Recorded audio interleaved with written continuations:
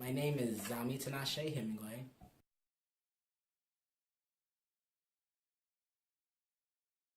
I'm from Southern California, lived in Tucson, and now live in Berkeley, California. So when I moved here, when I was 18, I had lots of culture shock. There's mostly white folks and Latino people, which I was used to white folks and Latino people, but I did not see any black folks for the most part. um, and that was very odd for me and very uncomfortable and very scary. And I found myself feeling very lonely when I first moved here and really just trying to find community in any way. And I found it in the LGBT community on the U of A campus. That community wasn't necessarily very kind, but they at least try to stick together and support one another.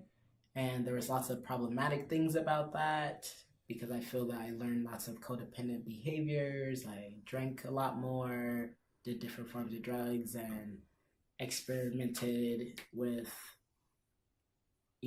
non-safer sex practices that I wouldn't even have thought about doing prior to moving here. But I was lonely and I wanted community. And so I found it the way I could, and it happened to be in the party scene, queer scene on campus.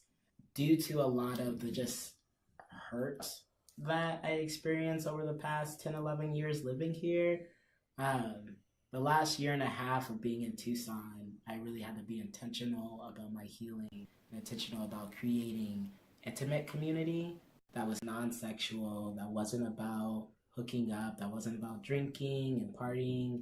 It was really about building relationship and relationships that are mutually beneficial, relationships that promote each other's healing, relationships that elevate your spirit, and really elevate your energy. And so when I did that, I still found that in the queer community, but I found that mostly with people of color in the queer community. I feel that the work that I do, especially my writing, is my way of, my ancestors' way of speaking through me, through my writing, reclaiming oral traditions. I look at spoken word as an oral tradition of Black folks, and that's our way of honoring our ancestors. And so being intentional about how I write, the rhythm and cadence of my writing, and then performing it, for me, I feel that my ancestors are there. A part of me feels that my ancestors and the spirit and the divine has me here to use my work and my art to inspire love.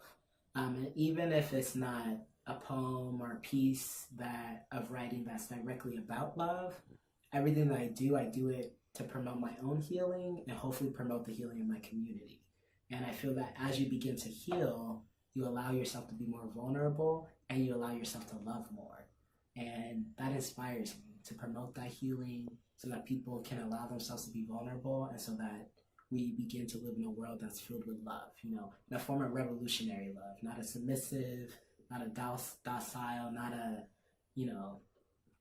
boring love. I don't feel like love is boring, but a revolutionary love where you see people for who they are, you feel people for who they are, and you accept them and love them for who they are. The way I want to help my community heal is very much based in my indigenous heritage. And so wanting people of color to begin drumming again, wanting people of color to learn how to dance and sing and move as a form of healing. Movement's very powerful, and there's a lot that talk therapy can do for someone, and a lot of things that Western medicine can do for someone.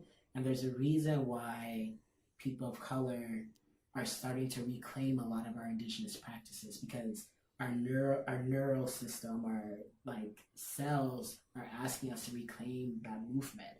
I don't feel that these are my ideas. I feel like these are the ideas of my ancestors, the ideas of the divine, saying, this is how you honor us. This is how you bring our voice back. Create these things and these structures and make sure it's based in healing and love and community. And as long as you do it for the community, as long as you do it for your own healing and the community's healing, as long as the only lens I'm looking at it through is love, it's going to be successful. I'm in this place in my life, in my gender journey, where I'm trying to be as authentic to myself as possible. And I've always strived to do that, and I lack the confidence or the support in doing that. And so, one, I guess the first part of the reason why I don't say that I'm a man or identify as male, or if I say I'm a man, I'll say I'm a transgender man, is because I don't necessarily look at gender in the male female binary structure that many of us do. And I don't see my gender being one or the other either, but more of a third gender. I don't know if folks have heard of Nepantla or read Borderlands or much of Gloria Anzaldúa, but that's the first thing that pops in my head, like this idea of being in the in-between, and walking the in-between and actually enjoying that in some ways. So I don't necessarily want to say that Gloria says that like it's joyous, but for me, when I think about Nepantla, the Nepantla spirit as a transmasculine person and someone who lives on this intersection of like blackness and queerness, it's very enjoyable for me because I love myself. I love my blackness, I love my queerness, I love my transness.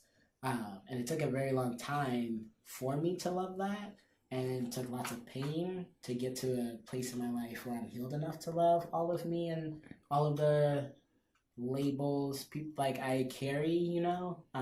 And I shouldn't even put labels like that because like I'm proud to like carry like black as a label and queer as a label and transmasculine as a label, and transgender as a label. I'm very proud of all those parts of my identities.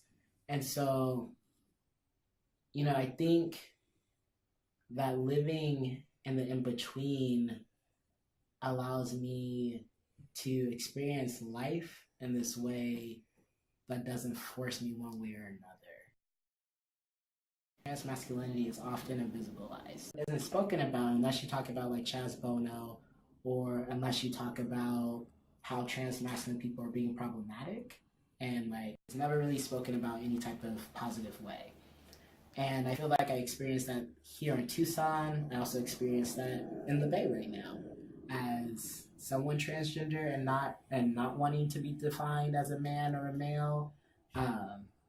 Lots of queer women in the community would be like, "You're a man," and want to objectify me and like touch me and like fetishize me in ways that is not acceptable, period, and would have never been tolerated if I hadn't transitioned. But once I transitioned, once I would say something about it, they would say, "But you're a guy, you're supposed to like it." Places that I stopped going in the Tucson community because I kept hearing that response from people that I'm a guy, I'm supposed to like, people saying really like disgusting things to me and like feeling the need to touch my body without my permission.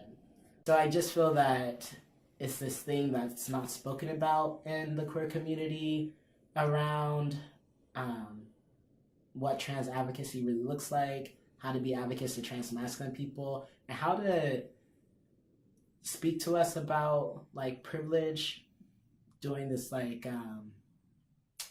using like raw openness, you know, where it's not about our rhetoric, it's not about theory, it's about we're Black people in the queer community.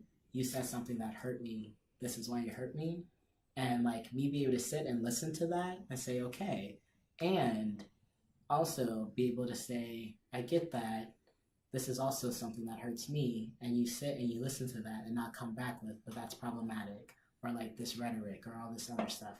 Like I feel like we need to get to a point where we're just sitting and listening to each other and hearing each other from this place of growth and love, and not a place of, like, I feel like accountability has turned into a place of policing people's behavior and shaming people and blaming people, as opposed to accountability being, we said we wanted to create a space that was safe, loving, and promoting healing.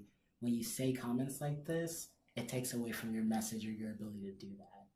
Currently, I have a spoken word album out called A Self-Made Man / A Lover's Journey. They say the road to hell is paved with good intentions. I believe is paved with broken hearts.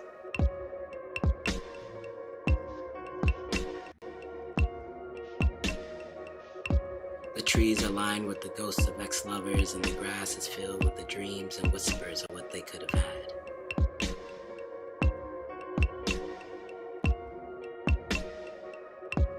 And at the end of that path lies Cupid, comfortable and waiting to rear his ugly head. And like the naive innocent,